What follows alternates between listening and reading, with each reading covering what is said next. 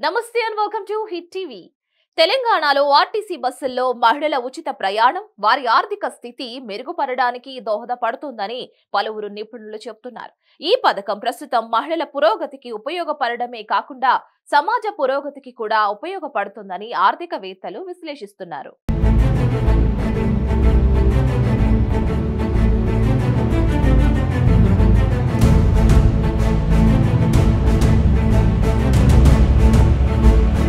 మహిళలకు కల్పిస్తున్న ఉచిత బస్సు ప్రయాణం ఒక సామాజిక పెట్టుబడిగా పరిగణించాలని అనేక మంది విశ్లేషకులు చెబుతున్నారు.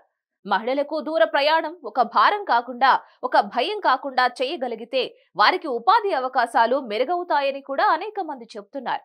ఈ పథకం అంతిమంగా సమాజం స్థిరంగా నిలబడడానికి ఉపయోగపడుతుందని వివరిస్తున్నారు.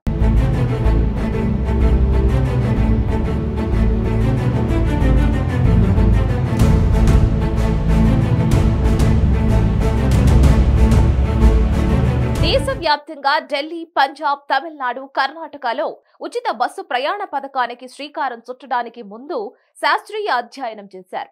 ఈ అధ్యయనంలో అనేక కీలక విషయాలు వెల్లడయ్యాయి. పట్టణాల్లో, నగరాల్లో చిరు ఉద్యోగాలు చేసే పురుషులు ఇంటి నుంచి సగటున 15 కిలోమీటర్ల దూరం వరకు వెళ్లి వస్తూ ఉంటే, మహిళలు 5 కిలోమీటర్ల దూరం వరకే వెళ్లి వస్తున్నారు అనే విషయం వెల్లడైంది. అదేవిధంగా ఉద్యోగం చేసే చోటుకు వెళ్లి రావడానికి సగటున నెలకు 1000 రూపాయల వరకు ఖర్చు అవుతున్నట్లుగా కూడా తేలింది. ఇక దీనితో పాటు మహిళలు ఎక్కువగా లేని బస్సుల్లో ఎక్కడానికి సాటి మహిళలు భయపడుతున్నారు అనే విషయం కూడా బహిర్గతమైంది.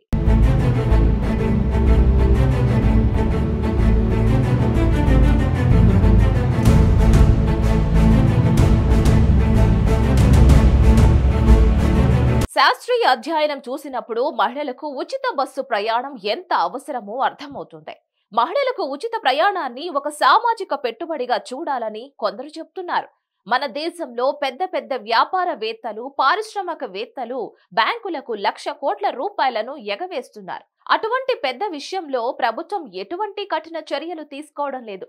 ఎగవేతదారులు లక్షలాది కోట్ల రూపాయలు ప్రభుత్వ ఖజానాకు గండి కొడుతున్నారు. ఆ మొత్తంలో పోలిస్తే మహిళలు ఉచిత ప్రయాణానికి అయ్యే ఖర్చు అత్యంత తక్కువ. ఇంత తక్కువ వ్యయంలో దేశంలో అనేక రాష్ట్రాలలో మహిళలు తమ కాళ్లపై తాము నిలబడగలిగే స్థాయికి చేరుకోగలరు. తద్వారా వారి వారి కుటుంబాలను ఉన్నతంగా తీర్చిదిద్దుకోగలరు.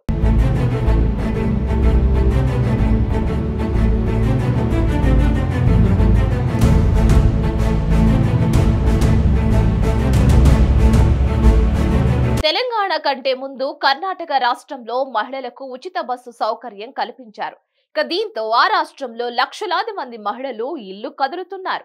రాష్ట్రంలో ఉన్న అనేక పర్యాటక ప్రాంతాలను సందర్శిస్తున్నారు. అనేక దేవాలయాలను దర్శించుకుంటున్నారు.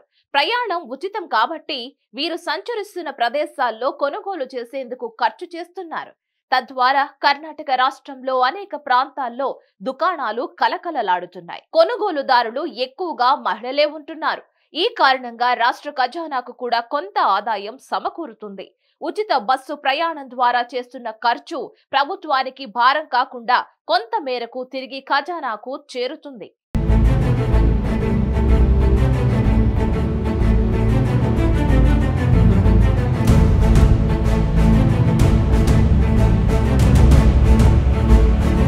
మరిన్ని అప్డేట్స్ కోసం please like, share and subscribe to hit TV.